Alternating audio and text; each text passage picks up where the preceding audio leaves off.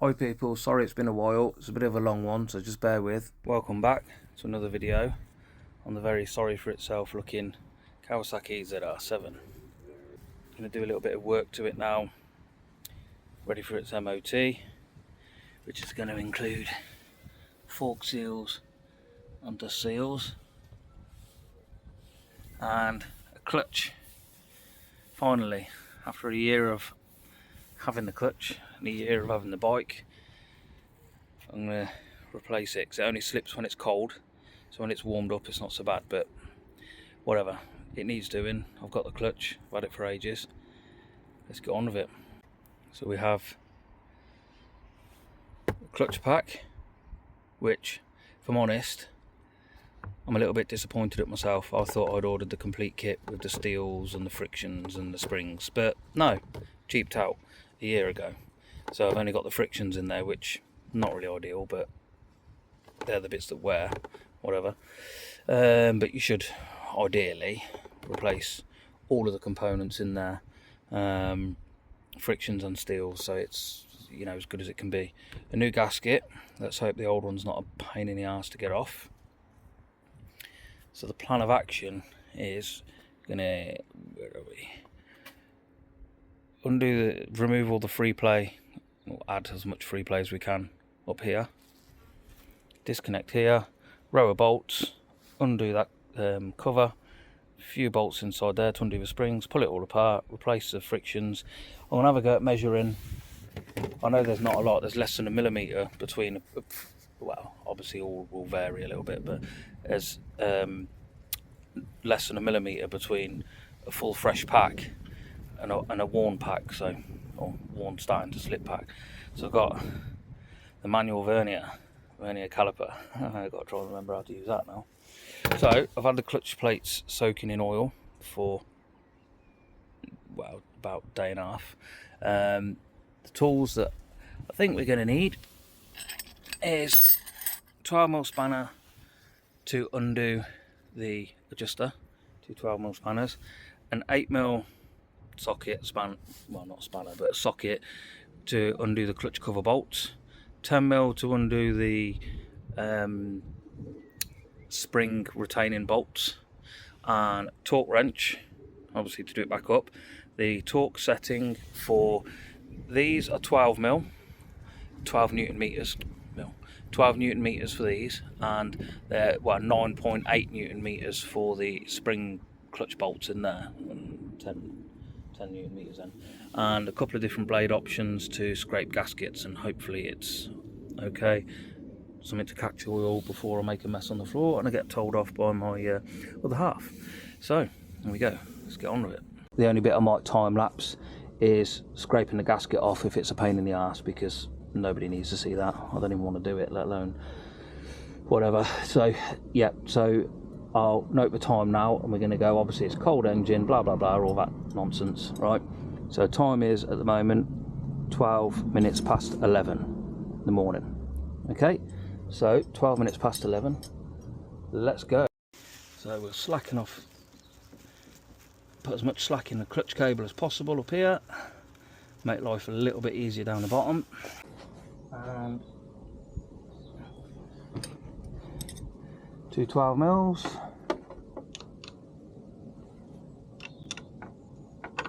So with this job on here,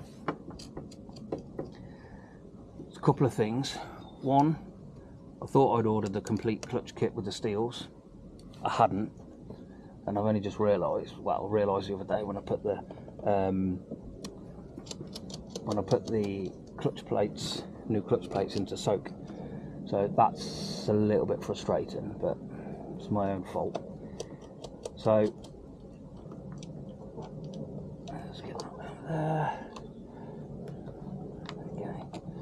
Yeah, so really, if you're doing this job yourself, if you're doing this job and you want to do it by the book properly, okay, then you need to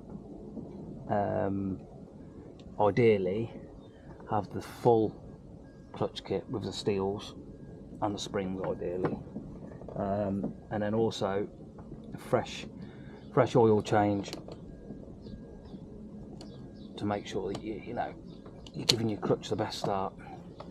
Now, I'm not doing either of them, so I should be, but the oil isn't actually that old. That's no excuse, but whatever. So, clutch cable undone from here. Now let's undo these.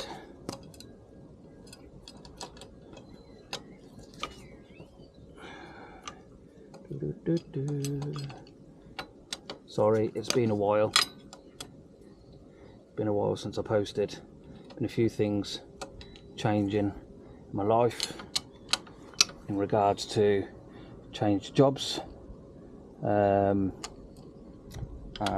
obviously, as you know, some of you may have seen, adopted 2 huskies.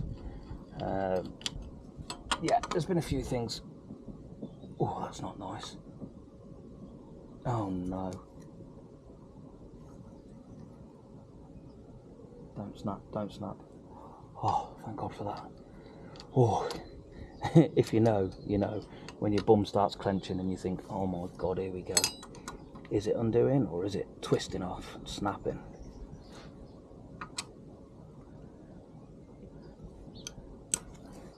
Make note of things like, for instance, down here, there's a retainer for a wire. Make sure you remember where they go.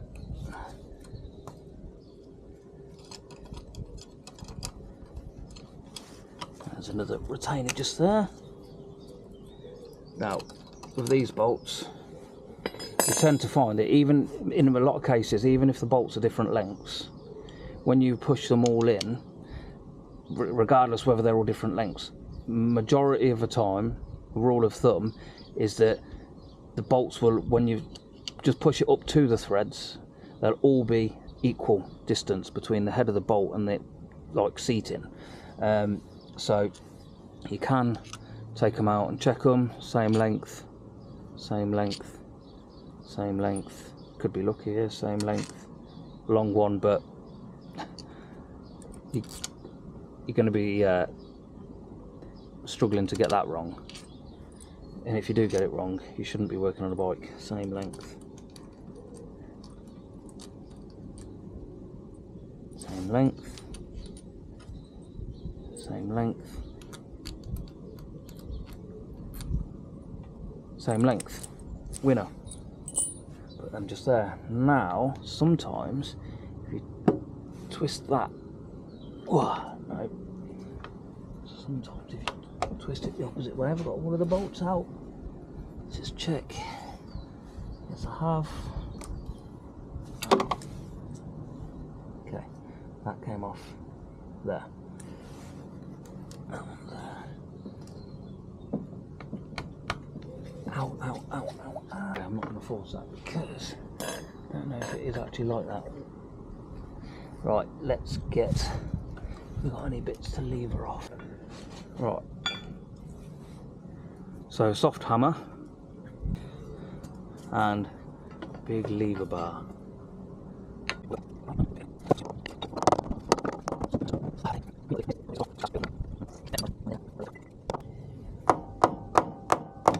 Oh, there it is.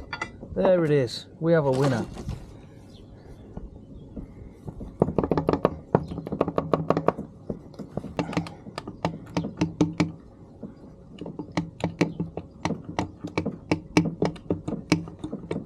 Come on, off the dowel.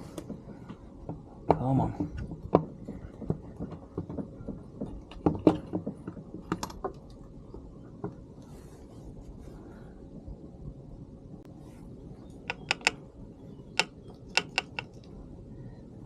Inside the clutch. Oh yes, the gasket come off nearly all in one as well.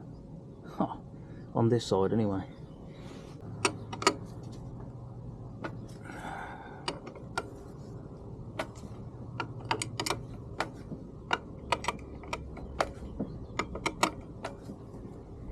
Okay, let's get this off.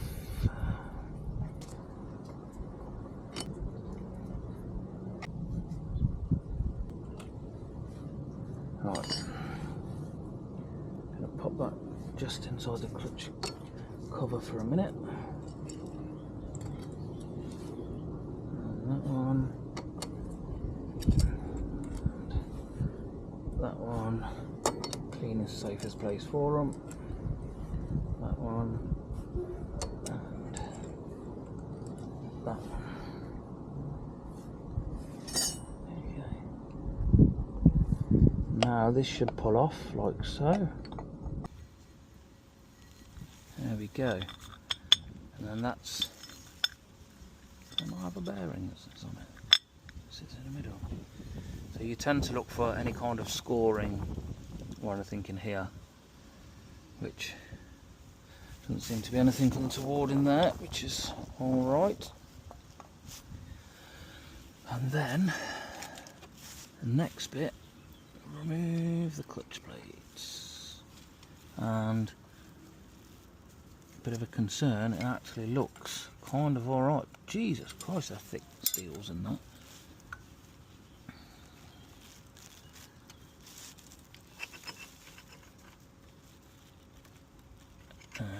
Right, so that is the full pack. 1, 2, 3, 4, 5, 6, 7. 1, 2, 3, 4, 5, 6, 7. Okay. I mean, it doesn't actually look too bad, to be honest.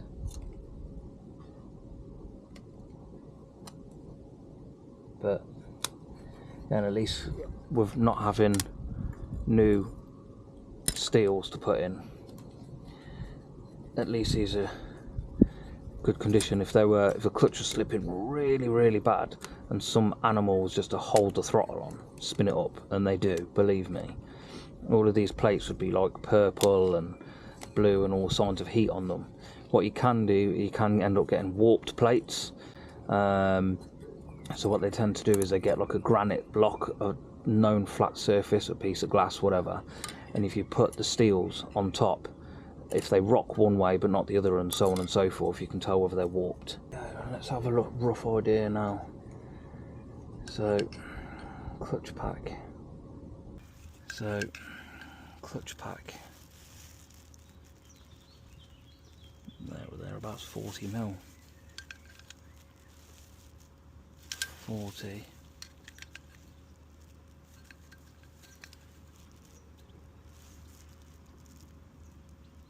Yeah, it's about 40 mil.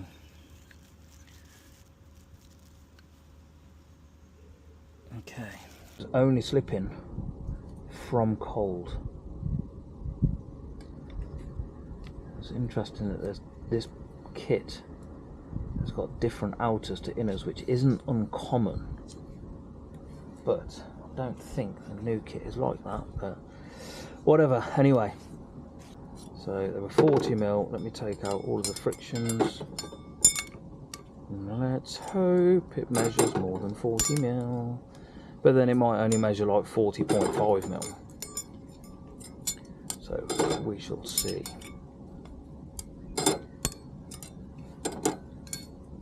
Okay, they tend to have a rounded edge and more of a sharper edge, so it's a bit of an age-old debate.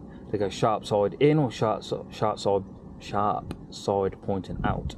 Personally, I'm going to go sharp side pointing out.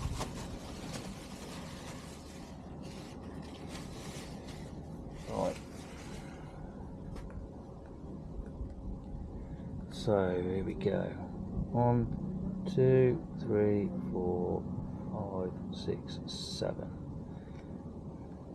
So we're going to go doing this ass about face, and why am I doing it like this?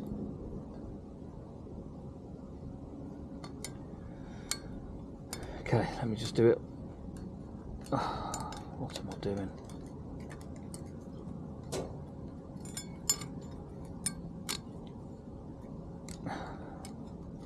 Making this look very difficult, I must say.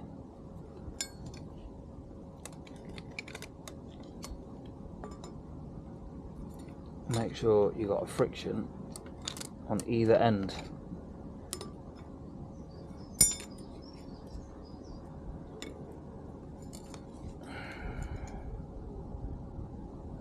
I've got 7 plates then, but I haven't got a... Oh, idiot. Okay, there we go. So we've got the full pack, thick full pack there. Let's hope it's a little bit more than 40. Well, it is,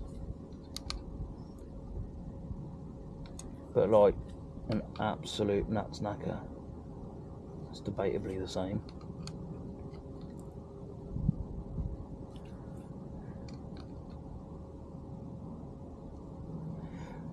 Well, yeah, I'm here now, so I'm putting it in. Friction, steel with a sharp pointing outwards. Friction, ooh.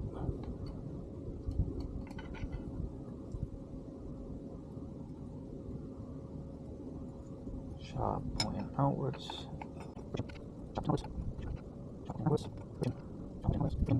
Sharp pointing outwards and friction. Where's that right going? Right over here. And then we'll get this that on there, make sure that goes in there. Okay. And then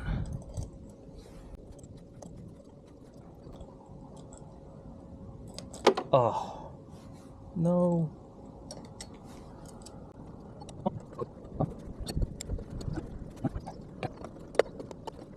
So yeah, so far I've only used 2 12mm spanners, an 8mm and a 10mm socket.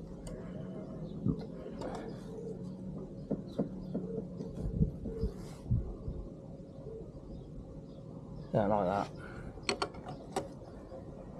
I'm not going to edit it out, just be real to the footage.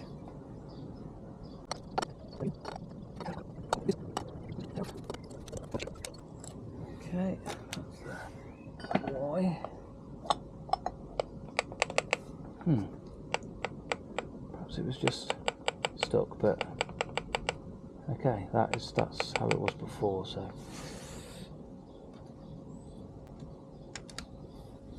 also things to check. Things to check are, we'll use this as a pointer, where these friction plates sit against the inner basket, outer basket, sorry. Sometimes you can end up with a lot of excessive wear where the plates have always chattered against the edges, because obviously this potential, I don't really know what that material's made of, but you know, that's quite soft, so you can end up with a lot of chatter. I know Ducatis, you know, well, they sound like a bag of spanners anyway with a dry clutch, but you know, they can sound a lot worse if there's a lot of wear on those, because then they chatter about even more. Each their own if you like that noise, but personally I can't stand it. Just to check, I'll use this as a pointer, where these friction plates sit against the inner basket, outer basket, sorry. Sometimes you can end up with a lot of excessive wear where the plates have always chattered against the edges. The other bit of wear to look for, I think Yamaha's suffered with it, I believe, not the R1, possibly the R6, I think, I might be wrong, is this used to wear under here. This is where the release arm kind of pulls against, and that can end up with a lot of wear.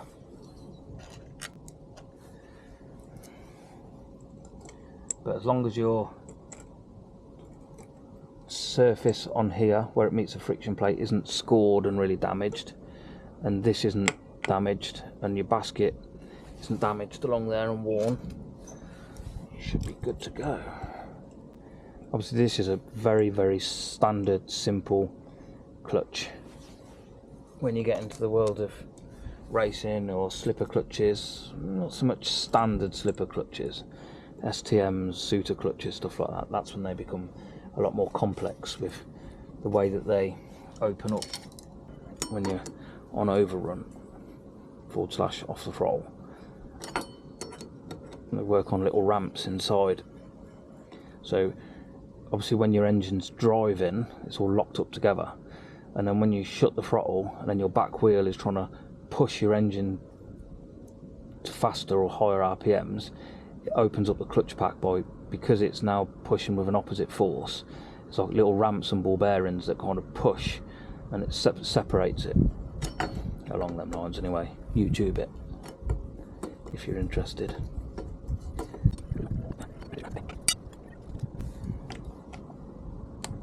Click, click, click. Yeah, 9.8 Newton meters is next to nothing. So if you are doing it without a torque wrench, you only have to kind of nip it and go a little bit more. But for the purpose of the video, let's do it properly with a torque wrench.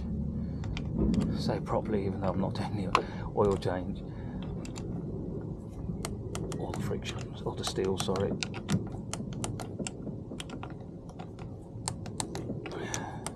There we go.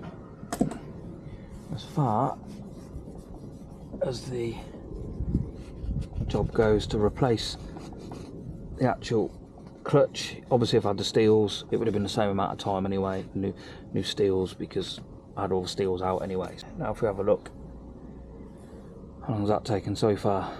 What was it, 12 minutes past or something? So not too long. Now process that myself and probably every other person that's ever done it hates: gasket removal.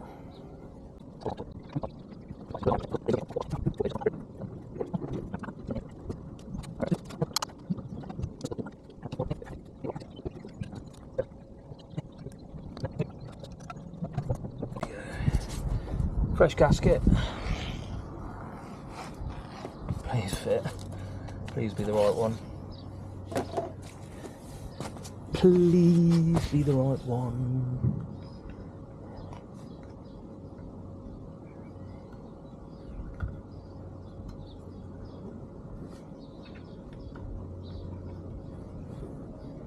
Appears so. He shoots, he scores. We'll accept. Different people will do stuff in different ways. I've seen people paint grease on the gasket, which will stop the gasket sticking to each surface, and it will also hold it in place. Some various different methods. Not saying any of them are right, not saying any of them are specifically wrong. I'd probably, if I had some with me, I'd probably dab just tiny little bits of silicone sealer, just like not even a millimetre thick, just tiny little, just little smears would be the best way to describe it around it, or on that surface, and then when you put the gasket on, it will hold it in place. Now what we've got to look out for is, see this mechanism here, so that bit there is what hooks onto this here. So what we're going to do now is, as I put it over, I'm going to have the clutch release arm back that way, so as it goes over I'm then going to try and hook it. Okay, making sure that the cable clamps are not going to get caught up in the way, which they're probably, it is somewhere near lined up, and by the dowels, yes, and there we go. So what we'll do,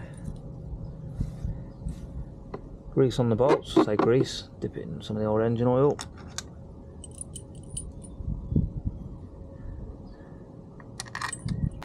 So there. That one there. Okay, that one. Right, go for the spin. Right-handed, which is a bit. Ooh. Much better. Ready? Boom. Oh yeah. Oh.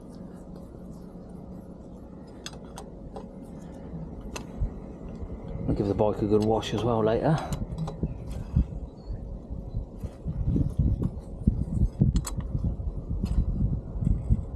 Satisfying. Love T-bars.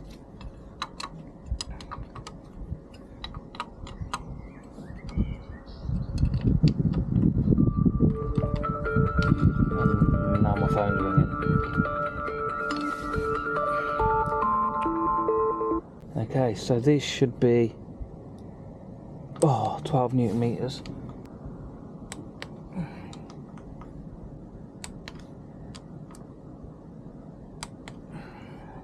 Still scary.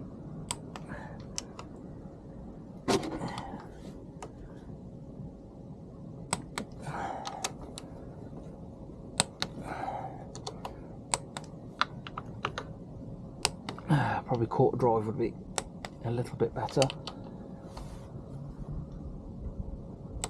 Okay.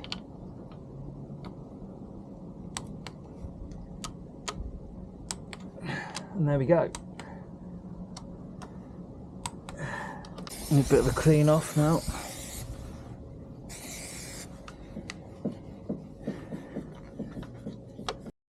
Let's get the clutch cable back in. And that one back on.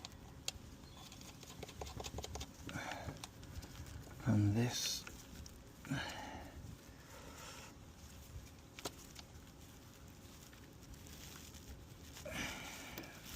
Back in there like so.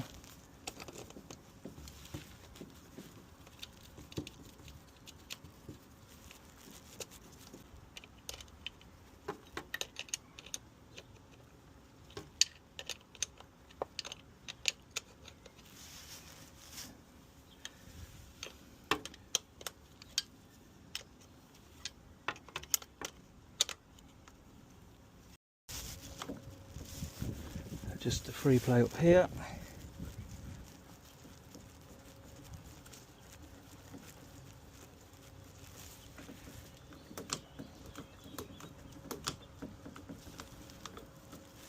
How about that?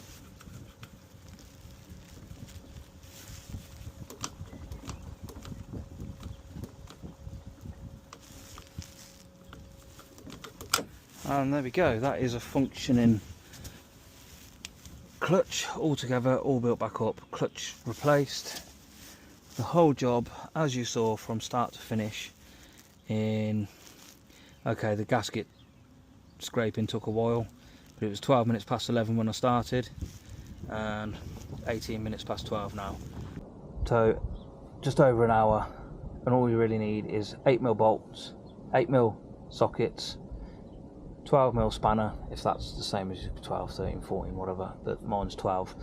So 12mm spanner, two 12mm spanners, an 8mm socket, 10mm socket for down in the middle, and something to clean all the gasket stuff off, and a torque wrench to nip it up. And there you go. That's it, the clutch is done. So for anybody wondering, it's Y reg. I'm not going to show you the actual full reg because you know what people are like. So 2001, I believe it's an F1 model. So for anybody that might be curious, the number for the gasket, 7347180, I believe that's the number for there. Whether that's the company that supplied it or whatever, but that's the number of that. And the EBC clutch that I used, which I wish I'd brought the full kit, but I didn't because I'm a tit. And that's the clutch plates. So there you go. So this will either be in the same video as the clutch or following one. Don't know yet, but we'll see. Now this would be much easier on a ramp, and much easier if I could strap them right down, but as they say, you can only piss with the cock you got. So let's see if I can do this without knocking the bike off.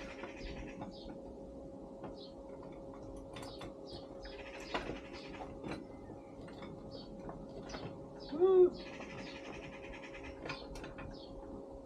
Right, it is in gear. It's off the floor. I know some people will probably moan about how it's jacked up on the exhaust, but it's not uncommon, even in garages and dealerships. So I'm not saying that everybody does it like this, and I'm not saying it's the right way to do it, but it is a way to do it. If anybody wondering, the BMW F650 Dakar. Yeah, I've lost love. Struggling to get motivated to go back in the garage and work on it. Still there. Haven't touched it since. Get the old glasses out, record a bit of POV. Undone the top pinch bolt for the top clamp because that clamps the inner stanchion, which prevents you undoing the top cap. So I've undone that, undone the top cap.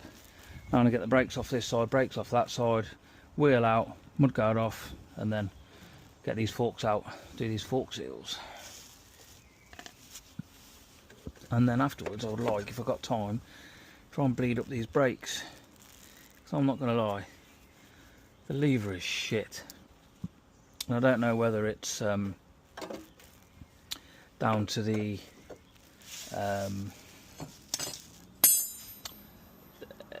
brake lever, as in aftermarket brake lever. Not a fan. Not left myself much room this side, have I?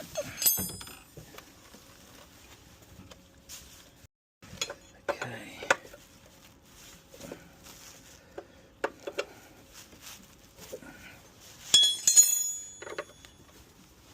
Do do do do do do do do.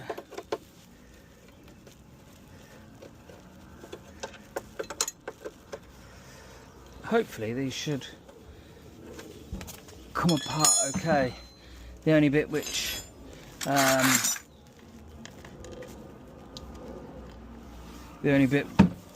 I foresee being a bit of a problem is when you're trying to slide them apart.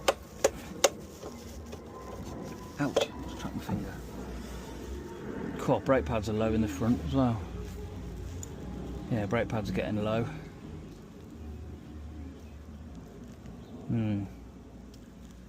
Might see if I can get some. Yeah. Oh, I'm gonna do the 2 pinch bolts.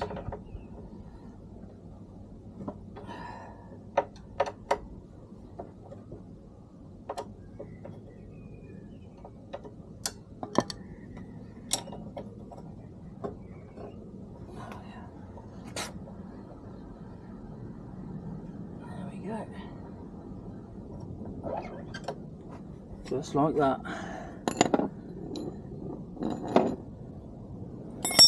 Boom. Down the front wheel.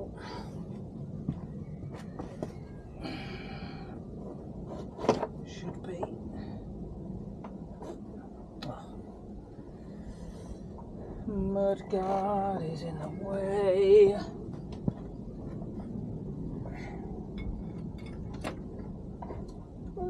Sketchy.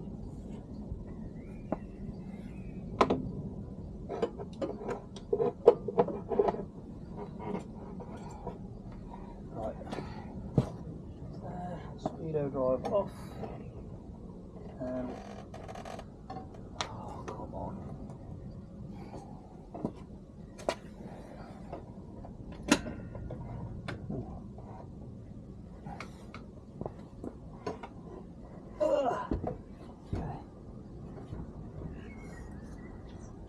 Front wheel is off.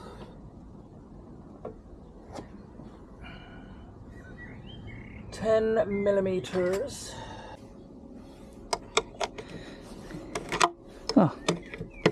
Oh. Excellent. Not always that easy, that's for sure. And that should be enough.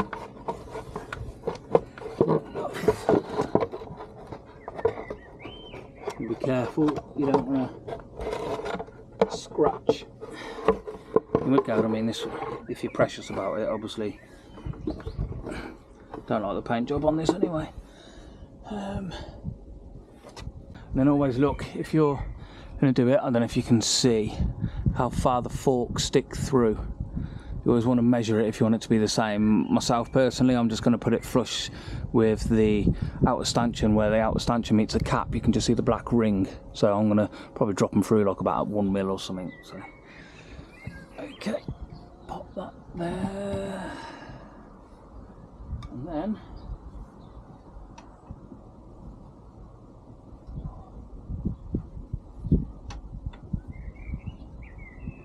oh Jesus Christ. And the only other thing, MOT related, is indicator. I've got one indicator that's not working, so ooh. Come on, nearly there. Boom, one fork leg out.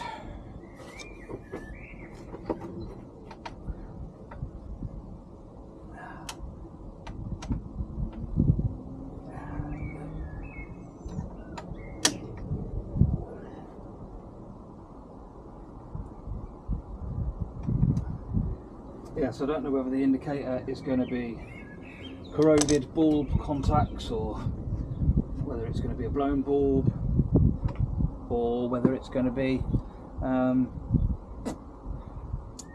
wiring, you know, something's failed. See the state of the dust seal around there, horrendous. So we're going to give them a bit of a clean up. The actual stanchions don't look too bad, so what you can sometimes find is you might have what's called pitting, so rough surface on the chrome bit of the stanchion, or you might have a stone chip mark, and normally when that's dragged past the oil seal, it eventually wears a groove in the oil seal, and then the oil seal starts leaking. So there we go, forks out. Quite an easy job on this, to be honest, so far. Which, oh no, I've just jinxed it, haven't I? Let me see how it looks inside here. I mean, they're well knackered, they are. But that's the better one of the two. And this one.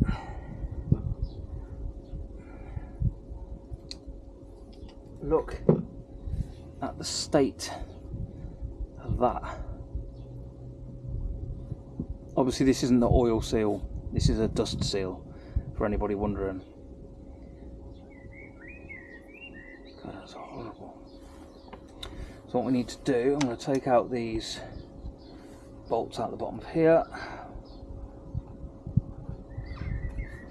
If you can see that.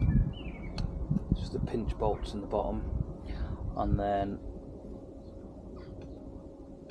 put them, so this is the right fork leg, so I will place, wait, kid will come along and kick my bolts everywhere. Up and over that side,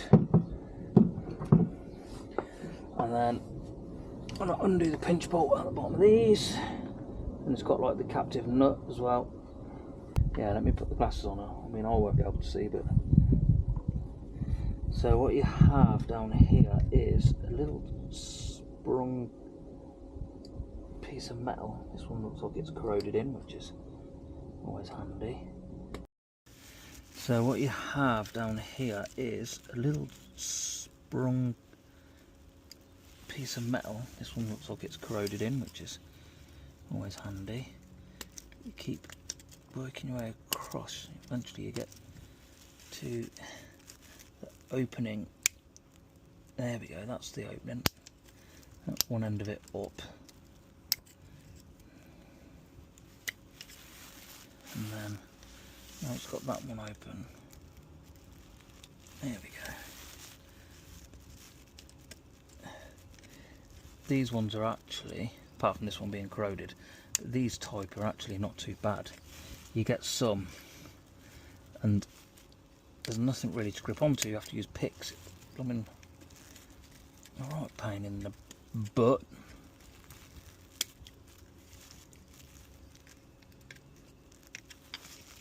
Alright. So again, getting the screwdriver in and around.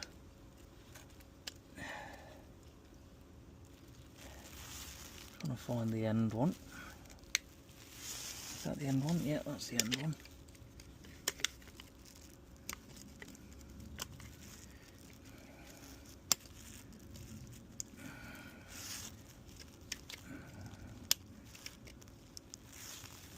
That's there. And that's, go on then, oh, you get. Okay, that's up there. Just work your way from one end, work your way round. There we go. And then you just don't want to be too forceful with it, because obviously they're only flimsy, so you don't want them to break or bend. There's just take, and there we go. That's that one out. So we'll call that a win for there. It's going to be a bit of a nightmare trying to put the fork seals in without a proper driving tool, if I'm honest, but we'll knock it in with the new seal, so we, you know, we're not damaging. Knock the new seal in with the old seal on top, so you're hammering against the old seal. Right, and then what we want to do, undo this top one here. So now I'll put it on the floor. Let's see if we got. Yes, we have. Okay, we've got movement, but we're not out of the thing yet, because you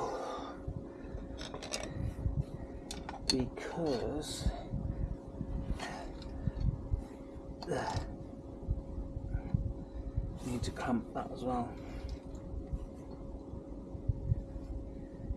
Let's just keep going for a minute.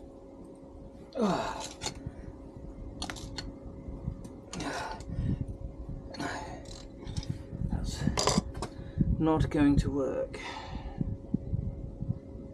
That's where you need an impact gun.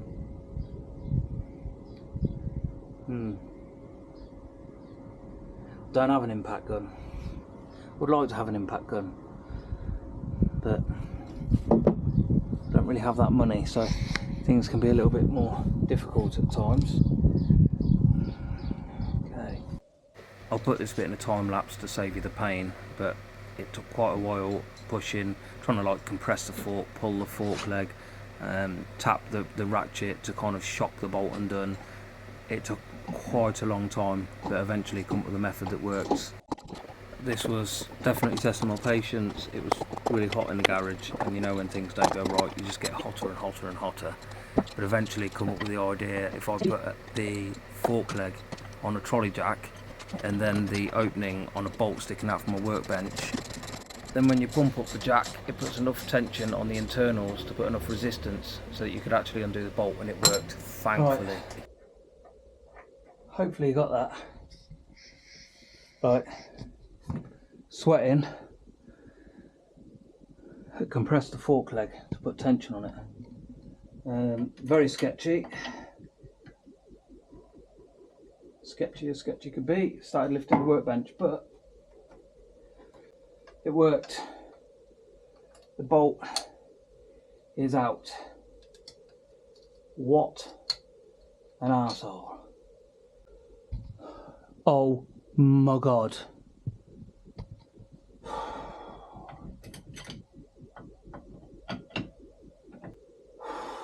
That's not great. It's not ideal, but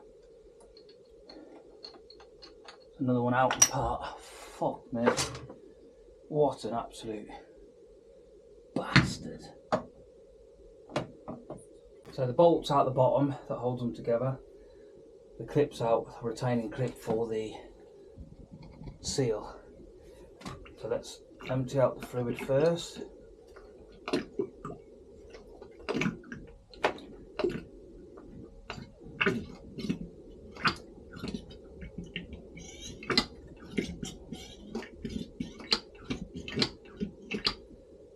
Okay, get most of the fluid out. I'm going to use it like a slide hammer.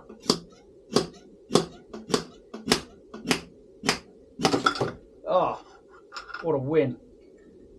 Up onto that rag. Now inside here, which goes on the bottom, which I'll show you when I put it back together, there is a little plastic Ujimi flip-flop with a little spring in it, so don't forget that. Clean up the plastic Ujimi flip-flop. Okay, clean. And then you've got your bush at the top, which locates just under the fork seal, and you've got your bush at the bottom. Okay, and to be fair, they actually look alright. They're like covered in, I don't know what the coating is, but like a graphite kind of colour down there, so they all look decent. It's not gone back to any gold colouring underneath or anything. So obviously there's a couple of different ways.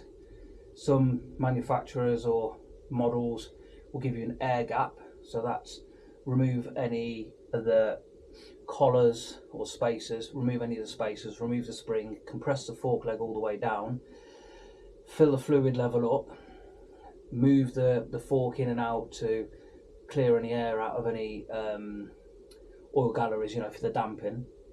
And once it's all clear, there's no bubbles coming up and the damping is working correctly, then compress the forks fully, measure, and then you essentially measure the air gap, so the gap of no fluid above the fluid. You know what I mean? So you could do it with like each manufacturer or whatever, or you can get several different tools. One is like a metal straw with measurements on it and a flat bit that you can clamp to it, so you measure, let's say it's 450 mil whatever air gap, or 100 whatever it is, and you lock off the thing so that the length of the straw is at 100 and whatever, let's say 80 mil, and then once you put the straw in against the flat bar, you know you've got 180 mil below it, and then you suck out any remaining fluid or add fluid and suck it out. If you haven't got one of them, you can just use a metal ruler and just dip it down, and you have to kind of pour it. It's a bit jiggery pokery, but you can still do it. So, but yeah, anyway, there's several different ways, but fortunately with this we've got the quantity of fluid. It's not quite as accurate as doing the air gap, but to be honest, it's like over a 20-year-old 750.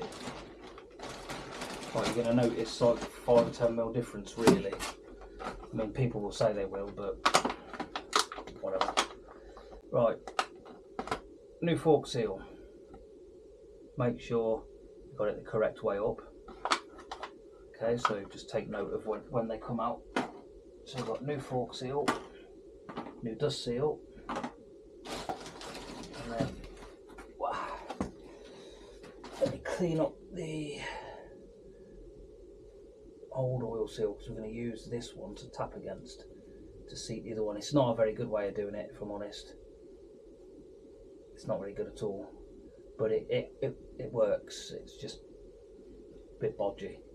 If you're careful, don't, for God's sake, slip with your chisel or punch, whatever, and hit the stanchion, because you're in a world of pain then. Now, this might divide opinion as well. I do like to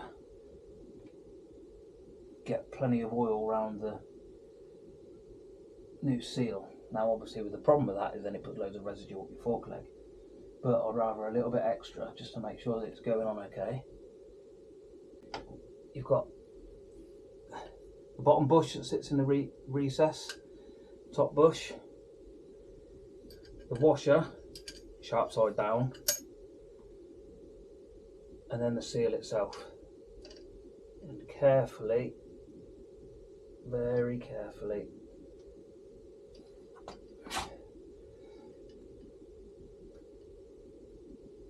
work it over, and then work it down. Then get your Ujimi flip-flop with your spring in it, place it on there. Now we get your fork leg, outer stanchion,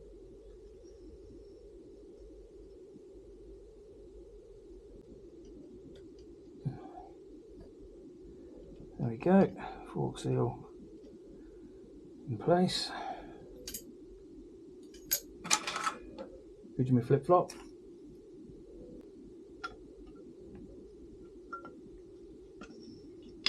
And move one of them out.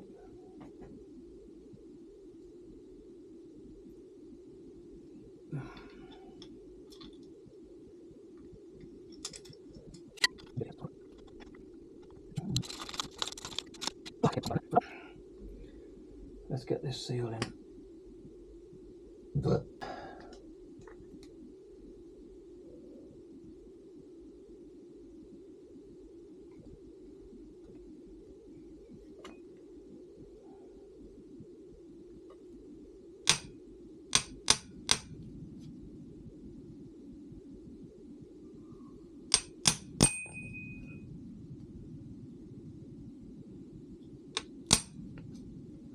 I can't stress this enough.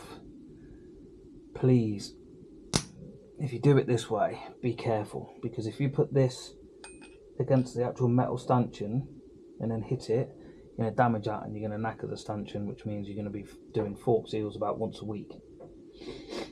If you can see from here, excuse me nose, I'm putting it against the I'll put it like, I don't know if you can see it on there, the spring, like the lip that sticks up. So it's kind of keeping it away from the fork leg, and I'm holding it away. I'm just giving it a tap. All I'm doing here is tapping it side to side, working my way around, and eventually we'll get it seated and home. But I'm going to board you to watch that. It took quite a while, but you get there in the end, taking it nice and steady.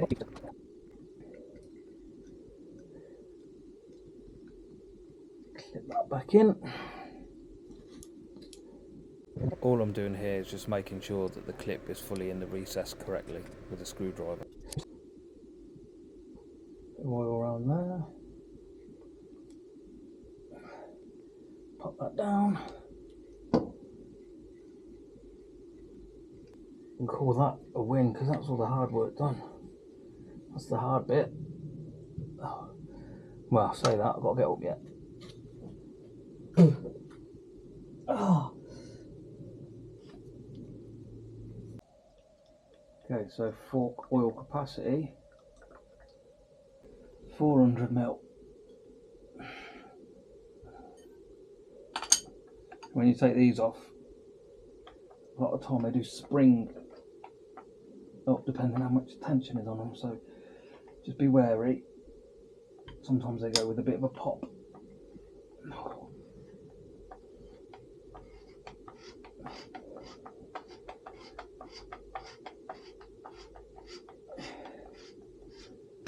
Like that. There we go. There we go.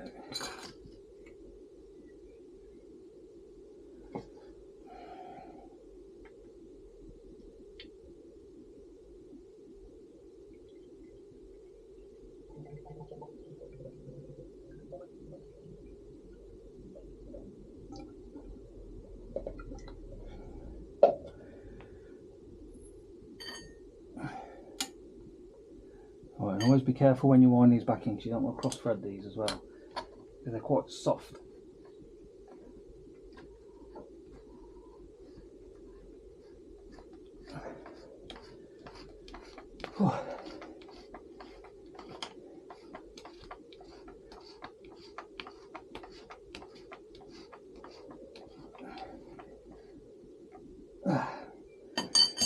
Go.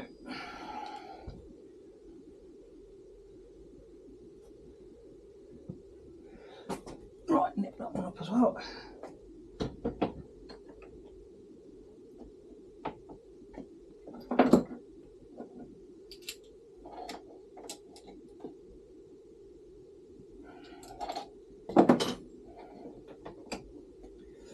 There we are, and just for, ouch, just for if anybody's ever wondering what I used, Motul 10 weight medium fork oil, okay, and fork seals FSD 054R.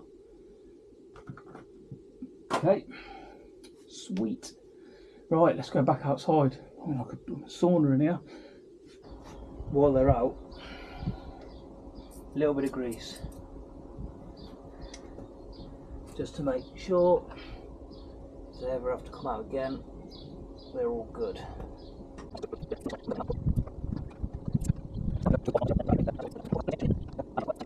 And to be honest,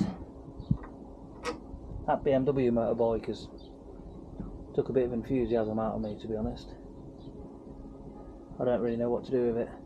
I've got no enthusiasm to fix it. Not that I can't, it's I can't be bothered, because every time I seem to go near it, something else decides it doesn't want to work, and it's just doing me head in. Which isn't the right attitude. But you know, like if it was like a Fireblade or something really exciting, oh, you'd 100% get it working. You know, when it's a 50 horsepower, you know, I don't want to insult anybody that's got one or anything, but it doesn't give me the most amount of enthusiasm to get it going. I'm sure it'll be lovely for commuting around on, but I don't know. Anyway, I've put these forks flush. They're probably 1mm further through the clamps than what they was.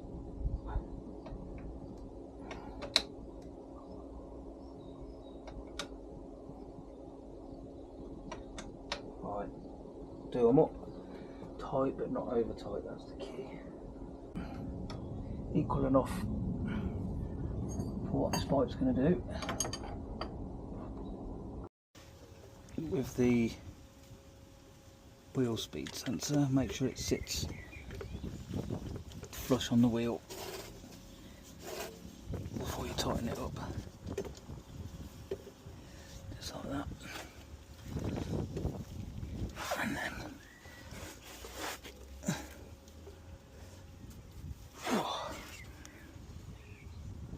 spindles there. Ooh. Yeah, still greased enough. Right.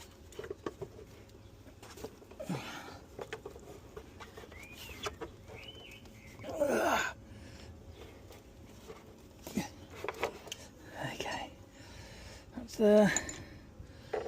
And then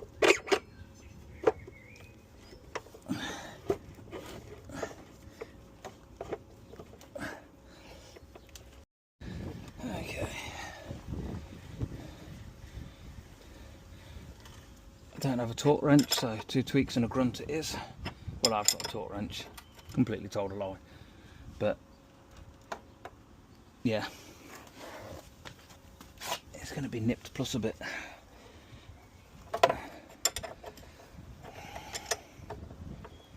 Because normally 60, 80 newton meters. Okay, so front wheel in, spinning nice.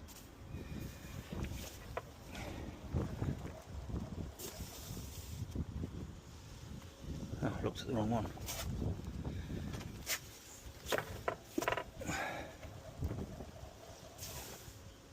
Speedo working, sweet. Do the pinch bolts. Right, remove the little R clip. Let's give these a little bit of a clean up. Oh, there's such shit brakes these are on this. I wonder. Right. Get a couple of rags. Toothbrush. Right, add a little bit of a clean up of the pistons. Yeah, I'll show you. Push them back, so if there's any air, hopefully it will come out the top. Well, not out the top, but you know, into the master cylinder. I'm just going to clean up this until I get new brake pads, hopefully soon, within the next week.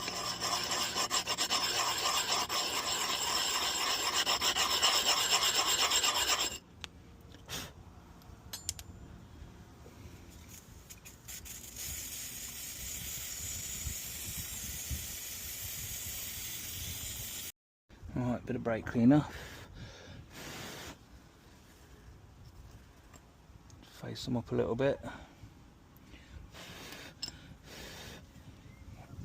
Okay. Can't be any worse. God, the lever was crap. The brakes were crap. So, hopefully we'll do a little bit better with everything a little bit cleaner. Be nice.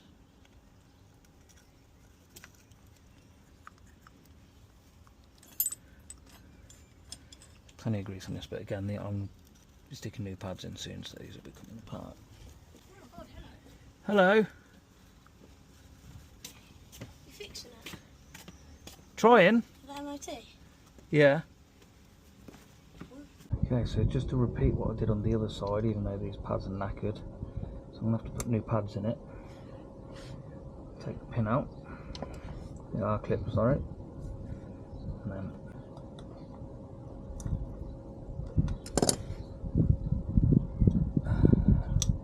slide pin, one really disgusting, very worn out pad, about 1mm on it, another disgusting worn out pad. Whew.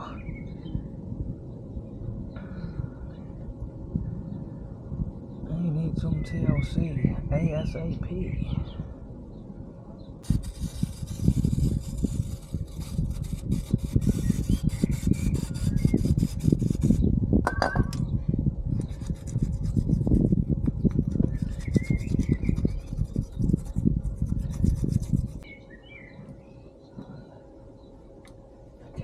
A little bit cleaner, but we need to pump them out now so we can clean where the seals. So one caliper at a time, and then pump.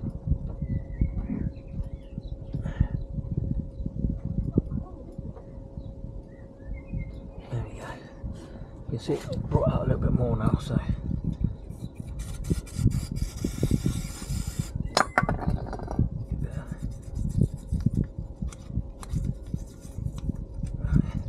And again, there's always mixed opinions.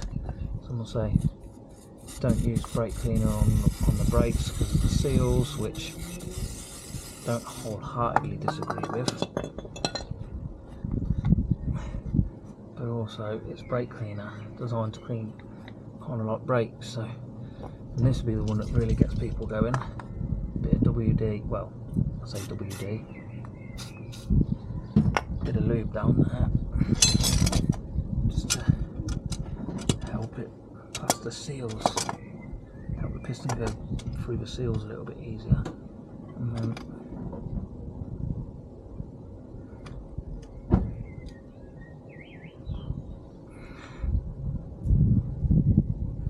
push that in, and again, hopefully that pushes any air up to the top.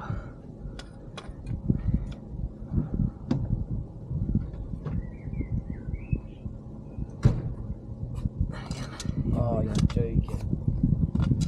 Okay. And that's it.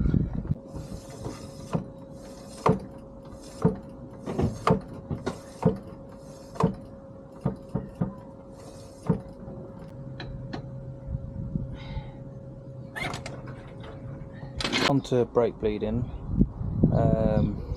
Took the cap off, bled this caliper. Not really a lot of air came out of it. I'm just convinced it's them levers. The levers are so cheap and nasty.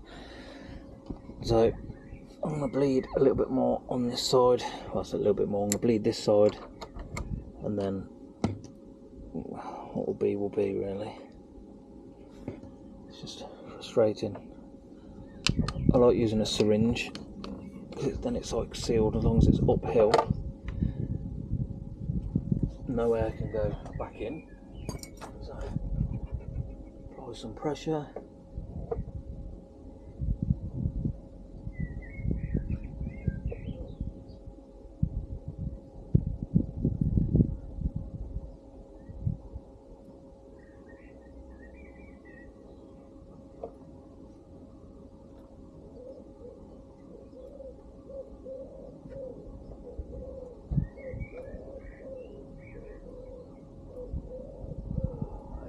absolutely horrible. I know the pads are low, but yeah, oh, a little bit of grease back on these bolts.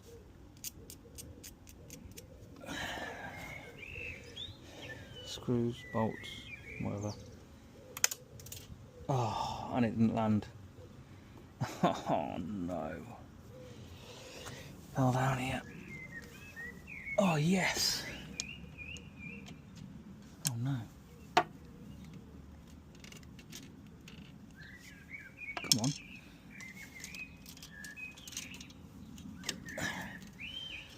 Winning. Winning a lot more if my fucking brake would work better.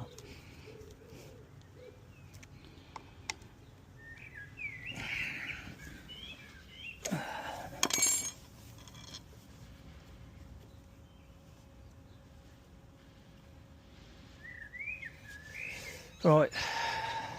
Okay, today we're going to have a look. Today is probably going to be part of the same video. But I've never had any faith with these front brakes. So I've got some new brake pads going up, but we're going to do a bit of a test. Now these, I'm assuming they're the cheap Chinese ones, cheap Chinese levers. Last time I stripped and cleaned all the brake pads and stuff. I've got new brake pads to go in. I did fork seals, whatever.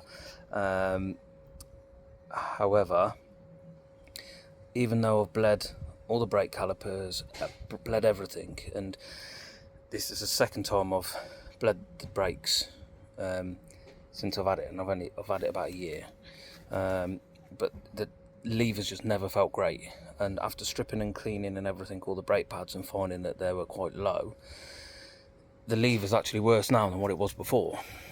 And the only thing I can put it down to, because there was no air in it whatsoever, is that either the levers, well, I mean, there's three possibilities, well, several. Either the master cylinder's knackered, which is a very small probability.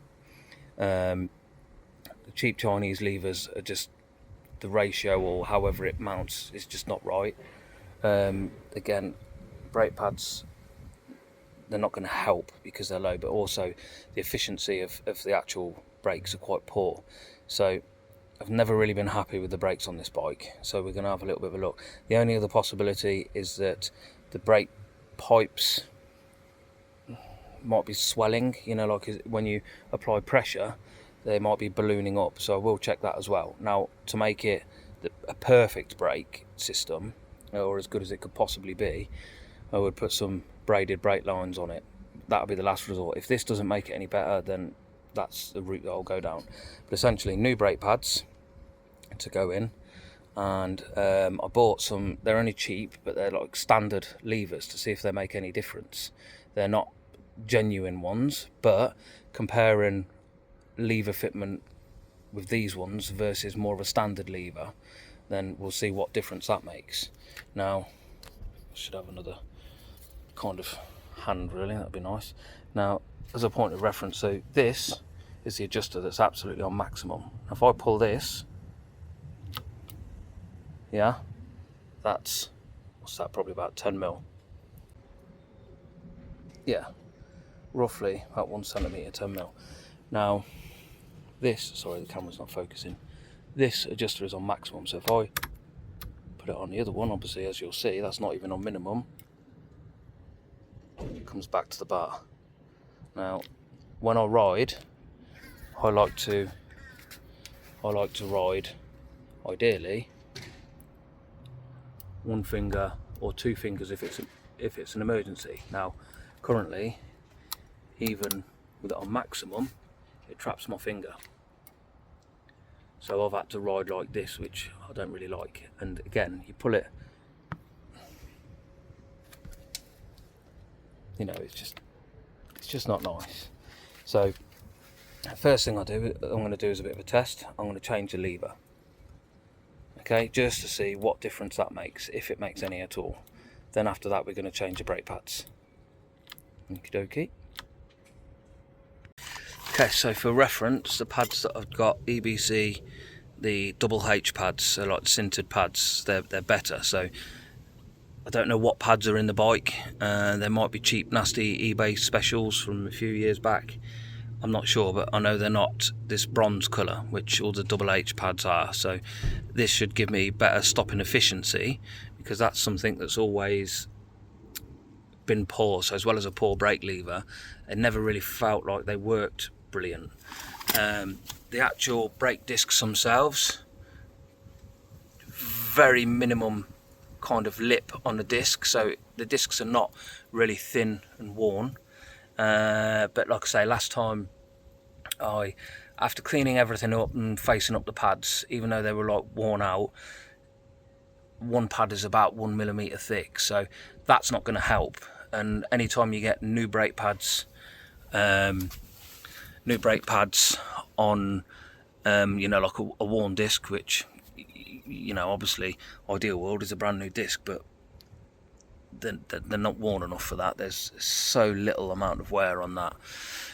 You've always got to allow a bit of time for the brake to then bed to the disc, so your brake lever, the feel of your brake lever will improve when your pads have worn to your disc. So, you know, the efficiency, you know, by facing them up or putting new pads in, the efficiency is never brilliant until they've bedded in. So I wouldn't expect it to be perfect, but it was horrendous when I rode it up the street. Yeah, it was bum clenching on the back brake kind of thing. So yeah, first of all, let's do this levers. Now I bought these levers just because they are standard type. Okay, so this is what I'm gonna try first. Stick this on and see what kind of effect this will have on it.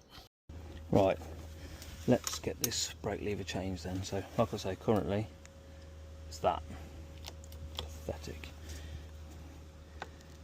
Anything which will do my head in if the new clutch lever I bought doesn't work or doesn't mount because it's missing something, which will throw off the OCD, so to speak. So like usual, locking nut on the bottom and then bolt down through the middle. So let's see how we get on. Please be a better lever, please be a better lever, please be a better lever. I have to excuse my tools everywhere as well. It's frustrating, keep getting have to go and do things outside of the garage, which then means I have to pack my tools up and... Okay, plenty of grease and lube, help it do what it's got to do. Nice smooth brake lever, and it's fitting there nicely. Yep.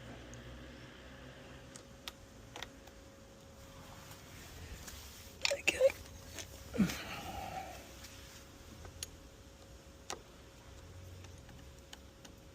Okay, wind it in. I've got my finger underneath, feeling for when the thread starts coming through. Put the nut on the bottom.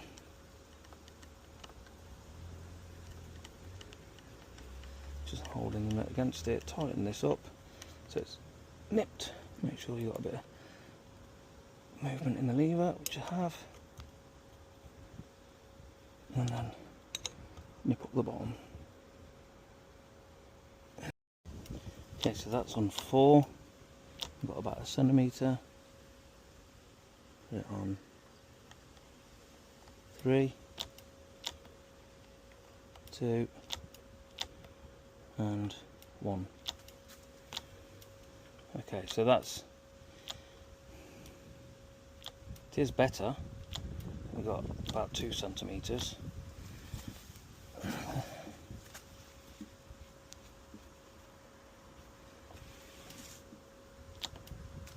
mean, it's still not great. What you want to do is just feel for any pipes swelling.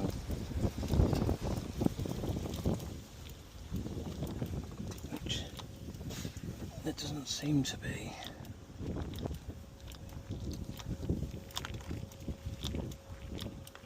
Nothing seems to be swelling. Okay, let's get these off then, shall we? obviously, so changing the lever didn't make as much of a difference as what I hoped it would, which is frustrating. So let's stick some fresh pads in here, because these are getting low. I cleaned these all up, and this side isn't quite as low as the other side, but brake pads are just old and crap, to be honest. So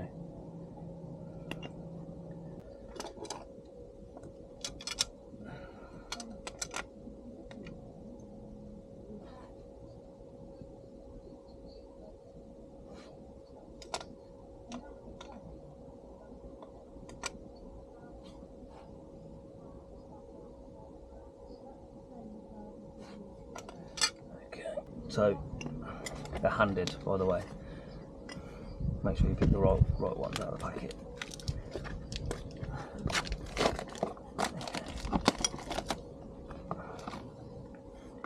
So there's always been some debate, and the debate is how much grease you should use, whether you should use grease the back of the pad, grease the front of the pad, blah blah blah, all that stuff.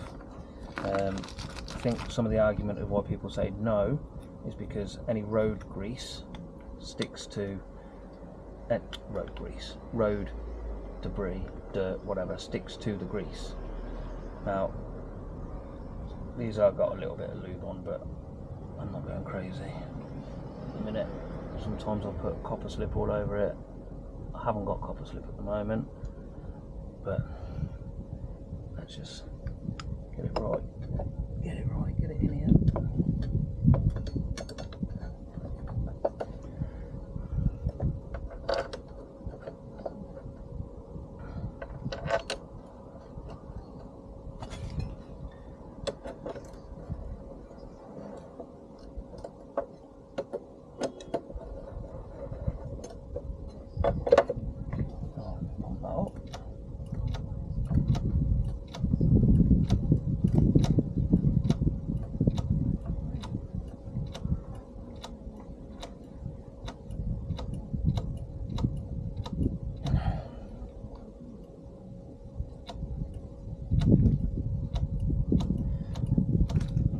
Okay, that's all pumped up. And I've got to look for the torque setting, so I'm not going crazy on these. Let's see what the torque setting is online. I haven't looked yet, so I'll do that before I completely finish off. Right, and that's the one side. So I'll stop it there and we'll go on and do the other side. As far as the lever,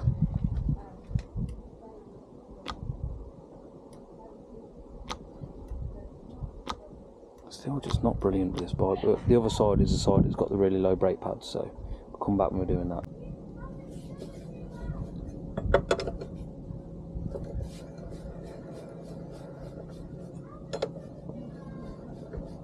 Okay, let's have a look.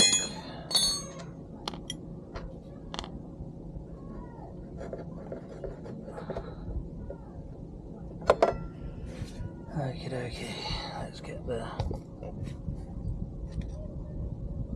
pin out, a little R clip,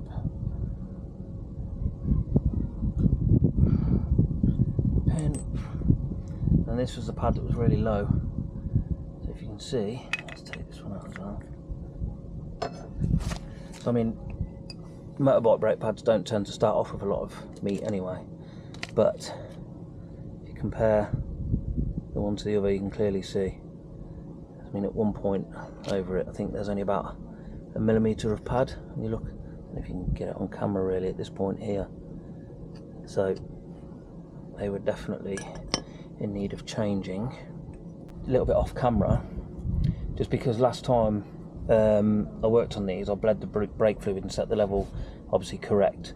When I'm about to push the pistons back and put thicker pads in it, obviously new pads, so I just did a couple of pumps on that side before I removed the caliper, and I did a couple of pumps on this side. Zero air come out of the brake calipers, and obviously now by pushing back the pistons it's going to force the fluid up to the top, which means again if there's any air in any of the lines it would push the air up to the top and out into the master cylinder, like the reservoir. So let's just push these pistons back.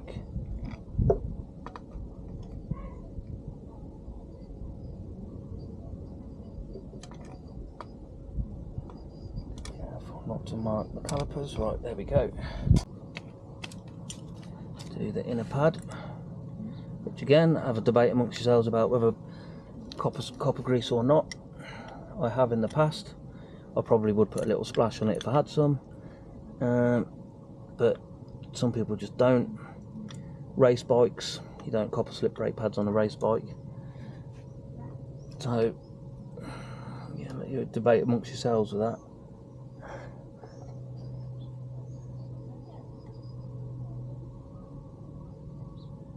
Put a little R clip through. There we go. And that's it. Pop these back on.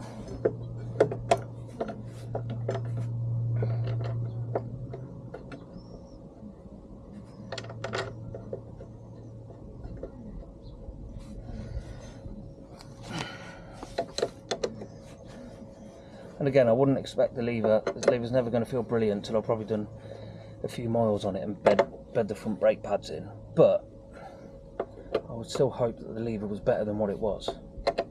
So I'm going to find a torque setting for those and come back to you. The front caliper bolts, 34 Newton meters. My one torque wrench, this one, ends at 20 Newton meters, and my next one, which is a bigger one, starts at 70 Newton meters. So I'm going to have to kind of go a bit of a click and a grunt on both sides. Obviously, once you get to a certain thing, you can kind of tend to gauge it by feel yourself, but you know, for argument of the video, 34 Newton meters. Now,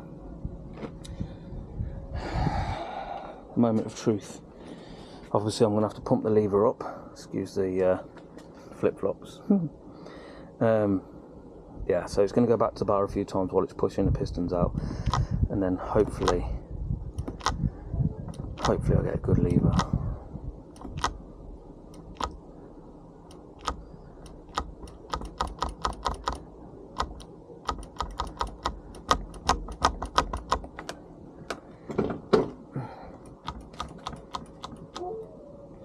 I mean, good lever. It doesn't trap my finger, but is it great?